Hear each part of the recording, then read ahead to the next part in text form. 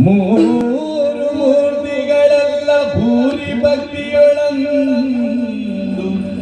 ತೇಜವನು ಹೊರಗೆಡೆಯೇ ತೇಜವನು ಹೊರಗೆಡೆಯೇ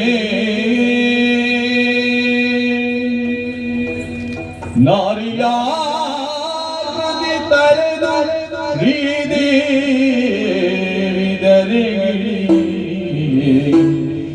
ನಾರಿಯಾಕೃತಿ ತಳೆದು ಶ್ರೀದೇವಿ ಧರೆಗಿಳಿಯ ಸುರರು ಜಯ ಜಯವೆಂದರ ಹಾಗೆ